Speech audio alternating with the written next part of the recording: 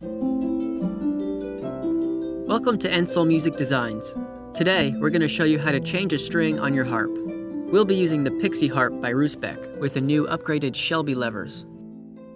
Breaking a string happens to everyone. When you end up breaking a string, that missing string adds additional tension on the neighboring strings. So, it's best to replace it as soon as you can. To replace your string, first, make sure you have the correct size. The shortest strings are very thin, while the longer strings are much thicker. The thickness of a string is measured as the gauge. There are only 6 gauges. That means 3 or more strings in a row will have the same gauge.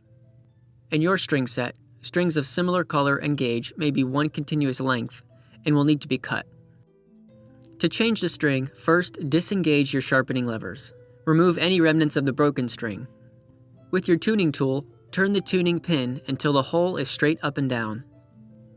Thread the new string through the soundboard. To make a knot that will hold, make 2 loops. Insert the small loop into the big loop. Tighten the outside loop snug around the small loop. Pull the string gently until the knot is tight against the soundboard.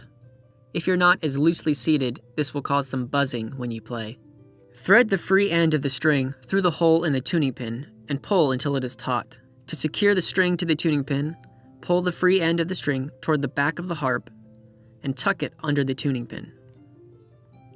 Then, pull the free end of the string away from the harp, around itself and up over the back of the tuning pin.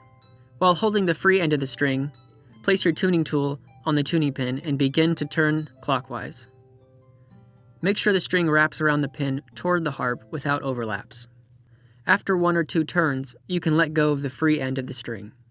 Before you continue tightening, push the string behind the sharpening lever. You may need to flip the lever up and then down to work the string into place. Then, slide the string into the groove on the front side of the bridge pin.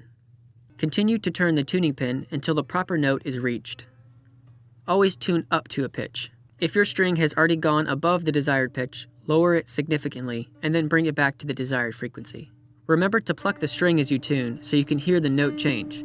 You can use a piano or electronic tuner to ensure you are in the correct octave. If you are tuning your string and the note seems not to change pitch, make sure that your tuning tool is on the correct pin. It's a very common mistake to tighten one string while plucking and listening to another. When the proper pitch is reached, you should have 3 or 4 wraps of the string around the tuning peg. Too many or too few wraps can affect how the string is engaged by the bridge pin and sharpening lever, and the string will be more likely to break. By the way, the shorter thin strings don't stretch as much as the long strings, so leave about 1 to 1.5 inches of slack in the string when you start, to get the proper number of wraps on the pin.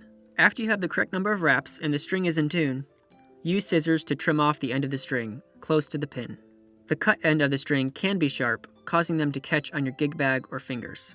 So, optionally, if you're very careful, you can use a match or lighter to melt the string end.